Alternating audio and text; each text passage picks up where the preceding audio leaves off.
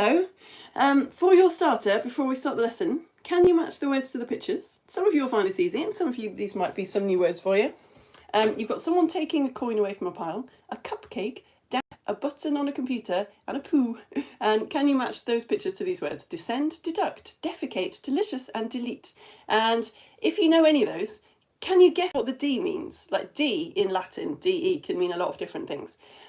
Like it can mean opposite of something. So declutter means the opposite of clutter, but it doesn't mean opposite in these situations. The DE in those words is all doing the same job. And I learned a thing and I'm very excited by it. And if you know a bit about trees, why do you think this is kind of a weird, how does this relate to trees? Right, I'm going to quickly run off and try and fix my internet actually. It doesn't matter for this bit because I can just use the internet on my phone. But when I go to my Facebook page and see if any of you have left me any comments, then it's going to be a bit annoying if I haven't got any internet.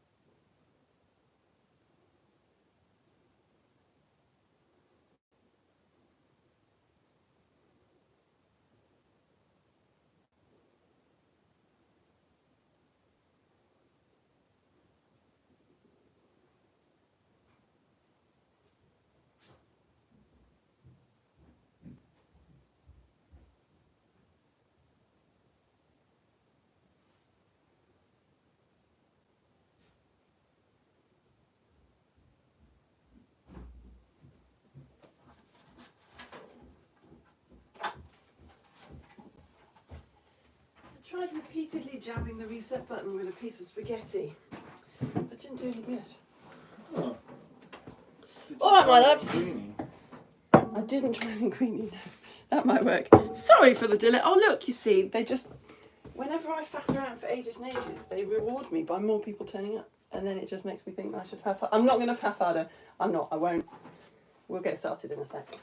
It's just if we haven't got internet, then I can't say hello to you at the end, and that's, like, I don't want to say it's the best bit, but it's a good bit. The amazing secret bonus content that you're getting if you're watching live is that you just heard my husband speak on camera, which never ever happens. Where's your technical spaghetti? It's in the little drawer that says sticks. Thank you. Because I use it for Lego storage. You heard him speak again! They've only heard you speak once on camera, and it was during lockdown when you shouted something so rude at our children that I had to go back and delete it out of the video. I don't think I ever told you about that. You were under a lot of pressure. And it was lockdown, so there were literally, like, I don't know, about 700 people. Everybody understood that everybody was under a lot of pressure.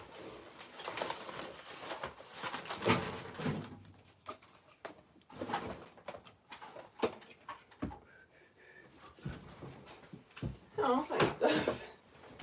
Have you just pressed reset? No, I think I've got to connect from the other one. Oh, okay, thank you.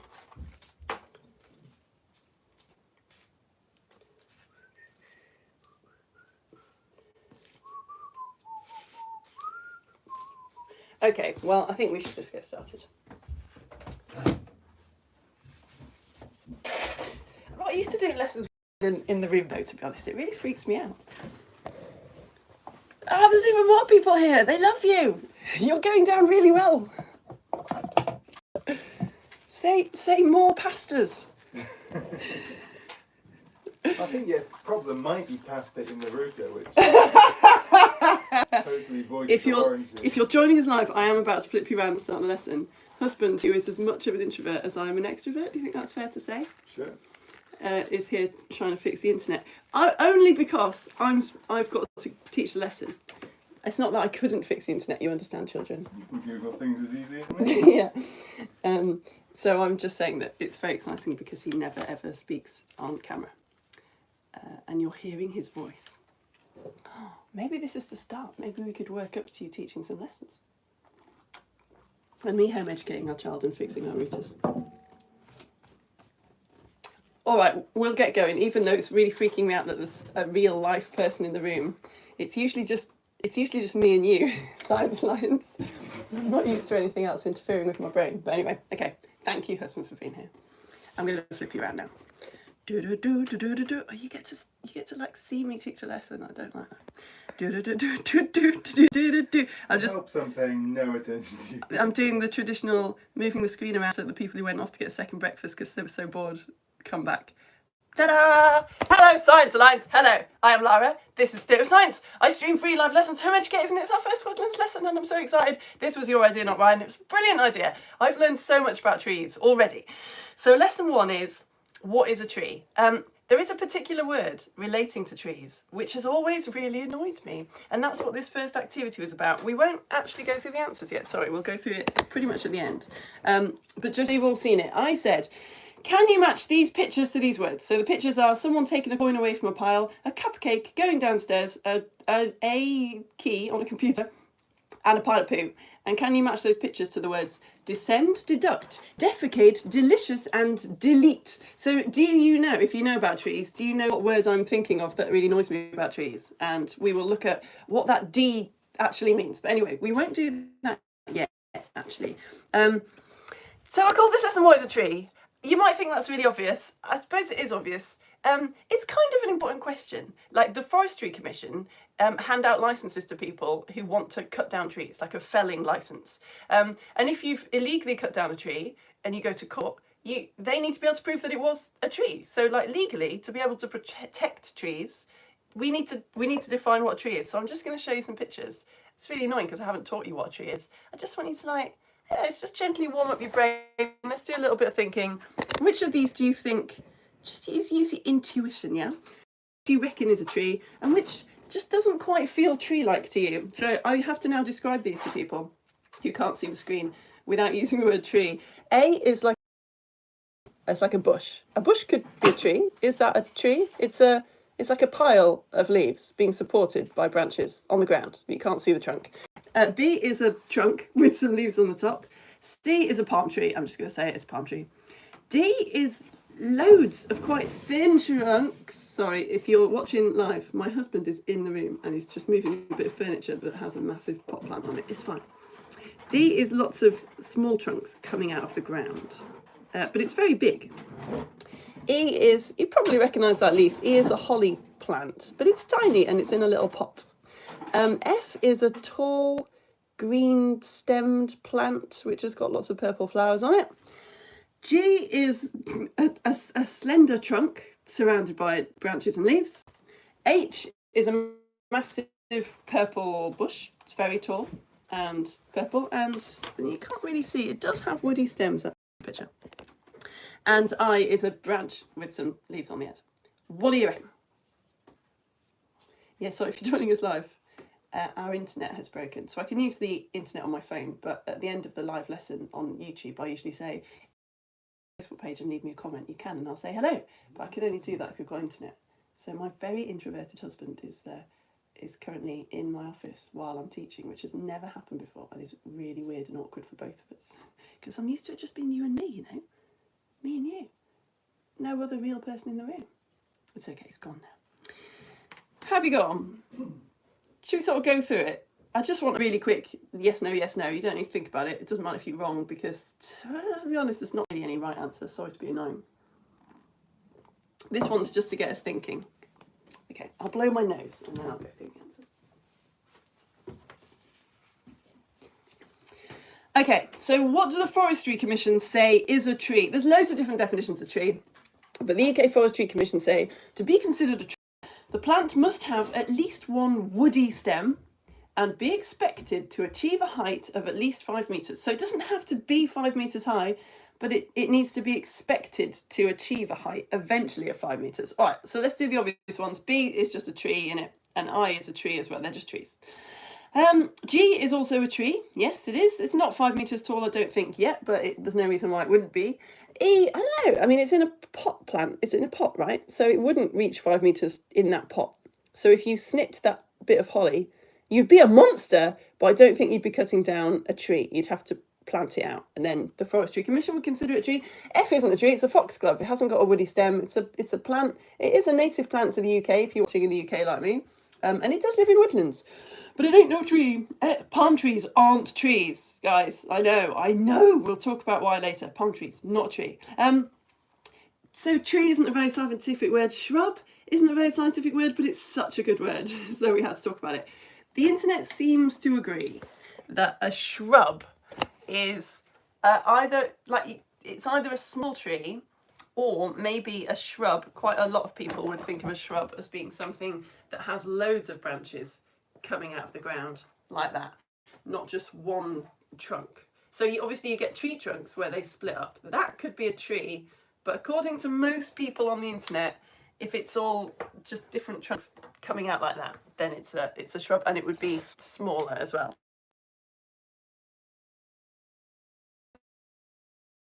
Specific word, but I think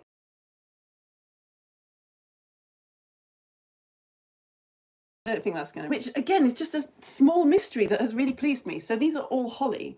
And if you look up holly on, say, Wikipedia, say with bay and quite a few plants, it'll say it's a shrub or a tree. So that's what that means, is that if it gets up to sort of 5 meters, if it's in a situation where it can really let go, then holly is a tree.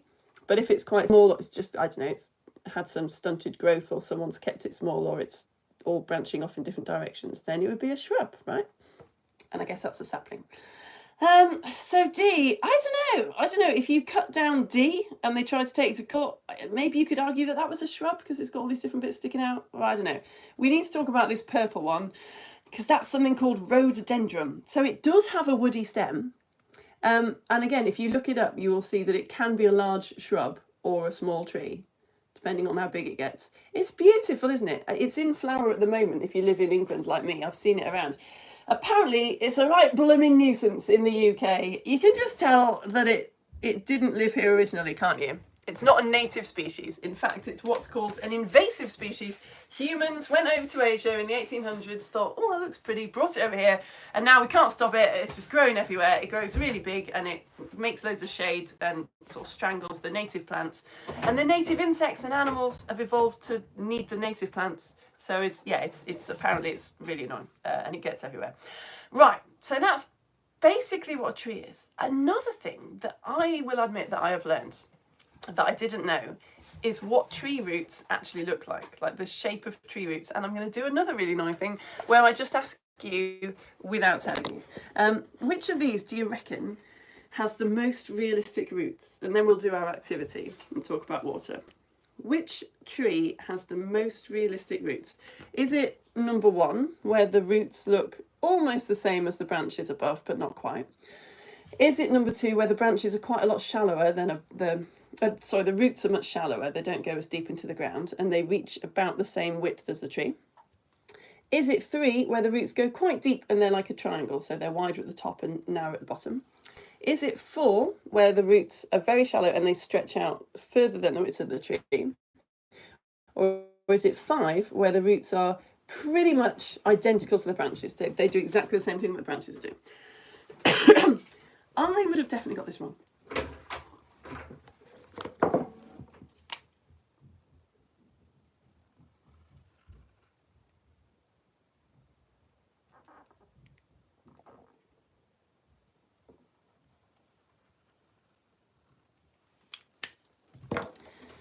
I knew this was a good question because when I taught this live on Facebook yesterday and the day before, when there were comments, like pretty much all in a row, 5 people had said, it's 1, no, 3, 4, 2, 5. Nobody knew.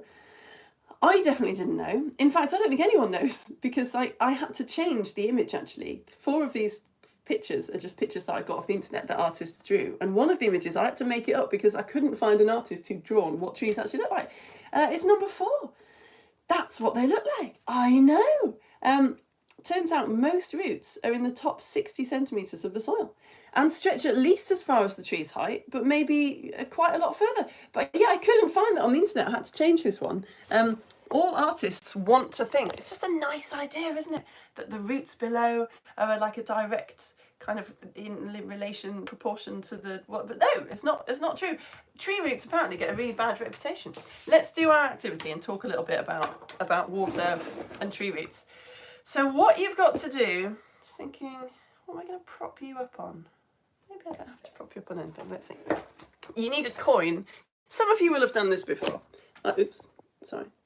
I didn't make this one up. Some of the theatre science activities I make up, but if you look up science activity kids online, you will find this quite quickly. It's how many drops of water can you get on a penny? So you can't see it actually. Maybe, shall I use this book?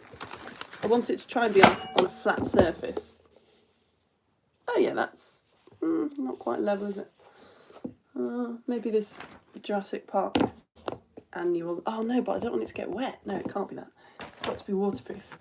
Flip this upside down. What am I going to do? What am I going to do? Maybe you just need to be a little bit higher. Yes. Nailed it. There we go then. So you just put drops of water onto a penny and you see how many drops of water you can get any. So while I'm doing that, I'm not actually going to count them. I'm sorry. To be honest, I don't really care. I just love how it looks at the end.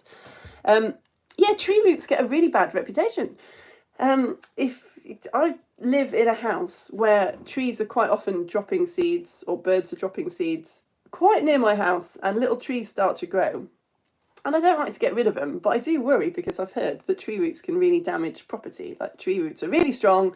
If they grow towards your bricks and hit your bricks, it can really damage your house. And houses are really expensive. Like I love trees, but I don't want to lose tens or hundreds of thousands of pounds because I've got a tree growing out of my house. But yeah, it turns out reputable sources on the internet have told me that unless it's a tiny little garage and the tree's like 2 or 1 metre away from the garage, it'd probably be fine. I mean, don't quote me on that if you end up with an oak tree growing out of your house and it falls apart and it's all my fault. But apparently claims are wildly exaggerated. So what's happening here? This is lovely, isn't it? Can you see that? You will find, if you're doing this with me, that you've got a skin on top of your coin of water. I better flip you around. Ooh, better flip you around.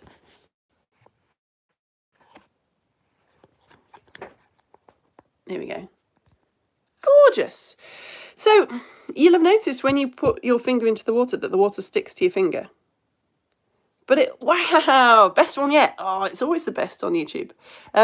But it's also sticking to itself, isn't it? You can see that the water particles would rather stick to each other really than stick to the coin. So we've talked about this a lot on Theatre of Science. Shall I do more? I don't care if it flows over because this is just a plastic container. Oh, yes. Water particles are like magnets, right? They're like teeny tiny little magnets. They've got a positive end and a negative end. So water particles form this kind of skin where the negative ends and the positive ends all stick together, and you do get this kind of skin of water particles like this. That's called surface tension. So they are, you would say, they're adhesive and they're cohesive. They stick to other things and they stick to each other. So good. I'm just going to keep going, right? Come on. Oh, there, I did it. Okay. Right, so this is super useful for trees. We're going to talk about how trees suck up water. Shall we talk? I tell you what. Let's talk about. Let's get to that bit. I've got a little diagram here, because usually in Theatre of Science we go really deep into just a few things. But today, because this whole series of lessons, we're doing 7 lessons on Woodlands. We just kind of really need to quickly cover all the different bits of what a tree is, basically. So you might have heard of photosynthesis. Photosynthesis is plants making their food, plants using sun to make sugars, and that's how everything else on the planet survives, basically, by eating the sugars that the plants have made. And this is the equation that you'll see if you learn about it. So trying to make it a bit more real, because it's quite a boring equation, and it's such an incredible thing that actually happens. So there's carbon dioxide in the atmosphere, right? Carbon dioxide, it's a gas, you might have heard of it, it's causing global warming, it's causing a lot of problems for humans. Carbon dioxide is 1 carbon particle with 2 oxygen particles joined together, right? And it's a gas, and this picture looks really weird, but I promise you it's not. Trees have got little holes in them. It just looks so gross. These holes are called stoma. So that's a stomata. That is the stoma of a tomato plant that I found on the internet through a telescope, a microscope. So trees take in carbon dioxide from the atmosphere. Yay, trees! Thank you. In it goes. Whoa, it took me ages to do that. And they store it in their leaves. Well, yeah, it goes into the tree. That's the first thing that happens. And trees also take in water, right? And water, you might have heard it called H2O particle with 2 oxygen particles joined together, and that goes in through the roots. There we go. So that's the first thing that happens. So how take in that water? And then, well, all right, spoilers. Let's go to the end. They use that with the energy from the sun to make sugar the posh word for sugar is glucose. It's just a load of carbon and oxygen and hydrogen particles all bonded together, and they give off oxygen as well, luckily for us. Whee! Brilliant. So how do they actually take in water? Well, what it is, I said to bring an elastic band. I haven't got an elastic band, I've only got a balloon, but actually that's quite good for my purposes.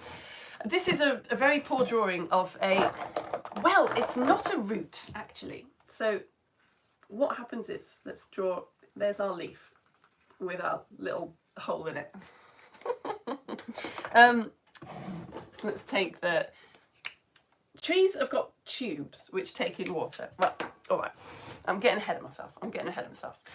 You might hear that trees suck up water through their roots. That is actually not quite right. What happens is,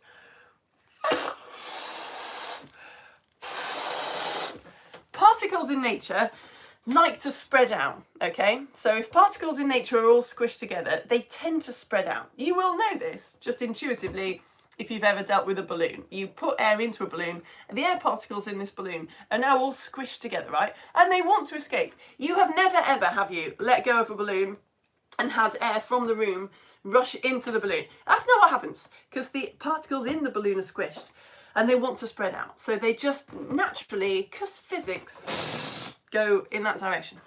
So it's the same with trees and water. Gets a blue pen. If there's loads of water particles all squished together in the soil, the tree doesn't have to suck them up or pump them or anything like that.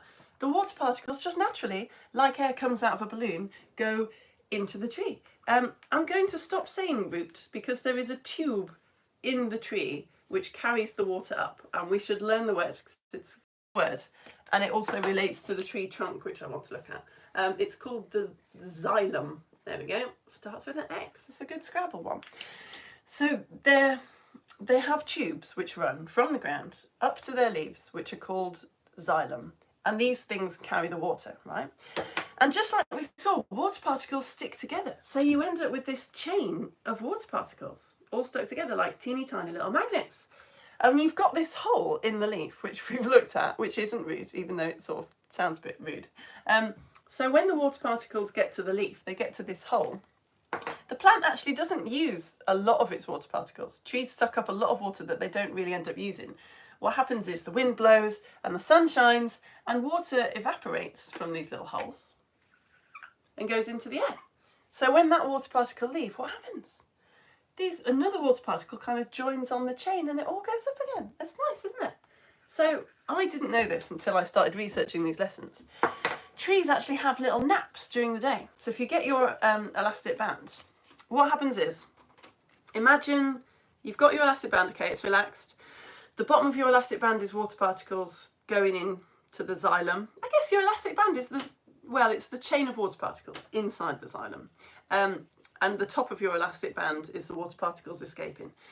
The water particles go up and up and up the tree. If it's a really hot, sunny day, the water particles evaporate. They leave the hole quite quickly, but faster than the water particles can go in at the bottom. So what ends up happening is this. Pull your elastic band, children. Look, your chain of water particles is getting stretched tighter and tighter and tighter because loads of water particles leaving at the top, not many coming in at the bottom.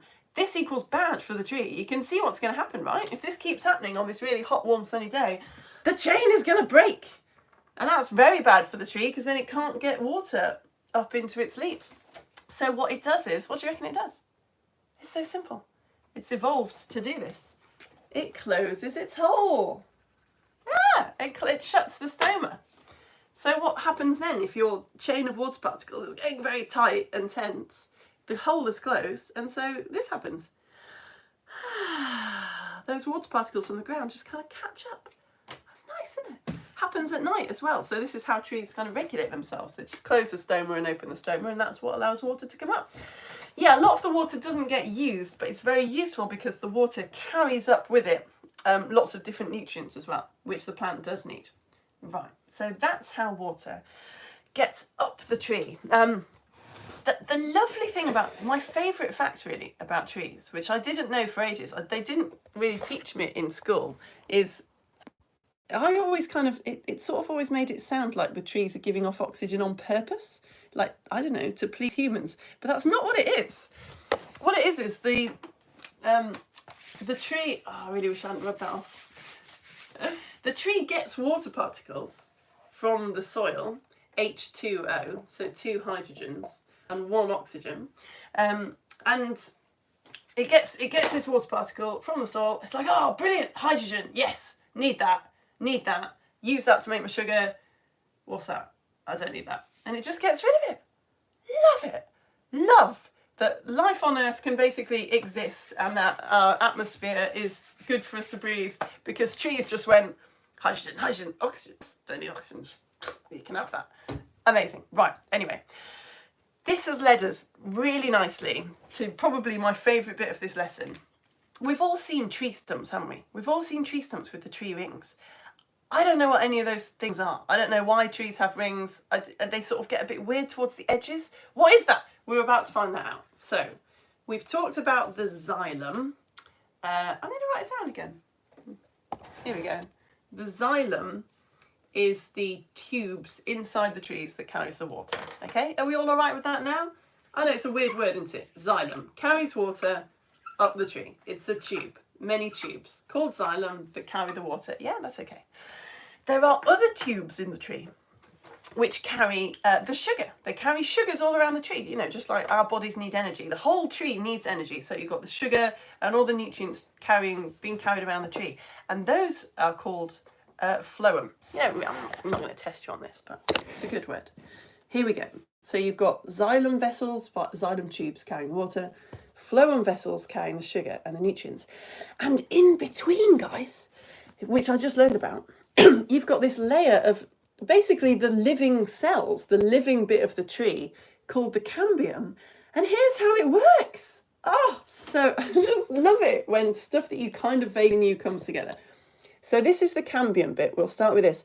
The cambium layer in the tree trunk makes the xylem cells for the xylem tubes, and it makes the phloem cells for the phloem tubes. And when it makes a xylem cell, it pushes towards the middle of the tree. And when it makes a phloem cell, it pushes it towards the outside of the tree. So you end up with all these xylem cells building up. Do you get what I mean? The cambium makes the cells. It makes xylem tubes, which go towards the middle of the tree. And eventually those xylem tubes sort of die and build up and up and up. So the very middle of the tree is the dead xylem tubes, and that's called the heartwood. And then a little bit closer to the cambium, you've got the living xylem tubes, which are actually carrying the water, and that's called the sapwood. Then you've got the cambium, which is a little factory making it. And then on the other side, when the cambium makes phloem, it pushes it that way. And that's what carries the water and some water, but the sugary liquid. So, and then you get the bark right on the outside, which is the dead cells. And that sort of protects the tree, like keeps the water in. But it suddenly makes sense. Like if you've ever seen a picture or you've seen sap coming out of a tree, that sticky, sweet liquid, don't eat it, but that's from the phloem, right? That's the very outside of the tree. So let's have a look at a real picture of a tree stump trunk thing. Doesn't this suddenly make sense now? So this dark bit inside, that's the heartwood, that's the dead xylem tubes that have been building up and up and up. This white bit is the sapwood, that's the xylem that we've just talked about carrying the water, which is still alive. Well, yeah, the heartwood, you say it's alive, sorry, the sapwood. And then the outside is obviously the bark. Let's go a bit closer. And then that kind of weird browny beigey layer there that I never knew what it was, that's the phloem where the sugar gets carried. And then right in between, you won't be able to see it, but in between the sapwood, the living xylem, and the phloem that carry the sugar, you've got that cambium layer. I'm so happy with that. And you can sort of tell, can't you? Like, that's what all these little holes are in the heartwood. They are the xylem that used to carry the water. And they don't anymore. Right. Whew. So we've got one more thing to talk about, and then a teeny tiny little mystery word quiz before we end the lesson. So I said there was a D word that people talk about to do with trees, and everyone just acts like it's like, oh yeah, normal, yeah. Everyone seems to be using it like it's an easy word, and to me it is an impossible, annoying word. Here's how I'm going to get to it. By doing this starter puzzle. So descend means to go down. If you speak French, they're always talking about descending. Les escaliers means go down the stairs. So descend means to go down. Deduct, so yeah, means to take away. If you defecate, you're doing a poo. Delicious means super tasty, and delete means the delete key on the computer. What I didn't know, yeah, the DE means a lot of different things in Latin. So it can mean opposite, like if you declutter, you unclutter something. But I didn't know it can also mean to sort of go down or to go away. So there are two different types of tree. There are evergreen trees, which stay green. Evergreen, what a great word. It just does exactly what it says it should do. Evergreen. An evergreen tree is a tree that is always green. So Christmas trees are always green. That's why we bring them into the house at winter time, because even in the winter, they're always green. So I was gonna show you them on the table. I guess I will show you them on the table. So we've got evergreen trees in England, and we've got trees that are called, yeah, I'll show them in a sec. We've got evergreen trees that are native to the UK, not very many, just a couple. And we've also, most of our trees have leaves that fall off in the winter, and they're called deciduous trees. Deciduous. And I always thought, what a horrible word. Like, evergreen makes so much sense. They're always green. Their leaves stay on all year round. The opposite of evergreen is deciduous. Why isn't the opposite of evergreen sometimes not green? If we called them sometimes not green trees, that would be so easy to remember. It turns out the opposite of evergreen is deciduous, which kind of does mean sometimes not green. So D means to fall down or be away. So descend, the send bit sort of in Latin means climb. So descend means to climb down. Deduct means to like take away. Defecate, feces means poo. So defecate means like poo away. You're sending your poo away because you're pooing. Delicious is my favourite one. The licious bit in Latin sort of means to lure or to tempt. So delicious means something that is tempting you away or luring you away. Isn't that great? And the leet bit means sort of smear. So to delete something is to smear something away. Oh yeah, deciduous, dropping down, going away. Lovely, isn't it? So anyway, yeah, we need to start talking about these different kinds of tree. There's a couple of different ways that you can categorise trees. The main big way is to have broadleaf trees and conifers.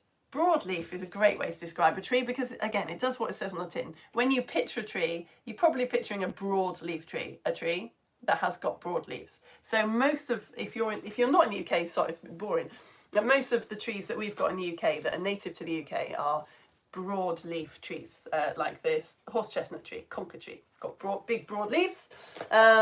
This is an elder tree. If you're seeing my Lego show about badgers after this, then we'll talk about elder trees. Got broad leaves. This is a rowan tree leaf because it's very spiky. There's also an ash tree leaf, which, yeah, this I got really annoyed on Facebook yesterday because I've never been able to tell the difference between a rowan tree leaf and an ash tree leaf. I finally put two of them together and thought, oh yeah, okay, smooth and one of them spiky. How I'm going to remember it is Ash is a character from Pokemon, and Ash is a super cool smooth guy, and ash tree leaves are quite smooth. And rowan tree leaves are similar, but they're spiky. And then someone pointed out that Ash from Pokemon has spiky hair, and that sent my brain into meltdown, and now I don't know what to do again. But anyway, that's an ash tree leaf. That's a rowan tree leaf. There's an oak tree leaf. They're all broadleaf trees. The other type of tree is a conifer tree. Conifer means make cones. And you can get deciduous broadleaf trees and evergreen broadleaf trees and deciduous conifer trees and evergreen conifer trees. Whew. So the broadleaf trees have got broad leaves. The conifer trees, most of those have got needles, like Christmas trees, for example, is a conifer. So this isn't a Scots pine, but it's pretty similar. Scots pine is okay, so that kind of thing. Or if you've ever seen this kind of tree in a hedge, these don't look like what we think of as pine cones, but that's a conifer tree as well. It's not native to the UK, but it's very popular here. Yeah, and these tiny little balls that you see on those, they are actually cones. This is a conifer tree as well. So they would be conifers, and these ones would be broadleaves because of their broad leaves. So I'm thinking you should be able to give me an example of one of these, right? A broadleaf deciduous tree, a broadleaf tree where the leaves fall off it is probably most of the trees that you're thinking of. So like our broadleaf, because they've got broad leaves, and they're deciduous, their leaves go brown and they fall off in the wintertime, yeah? Conifer trees that are evergreen, again, that's quite easy. That's like pine trees, Christmas trees. The yew tree as well, which is native to the UK.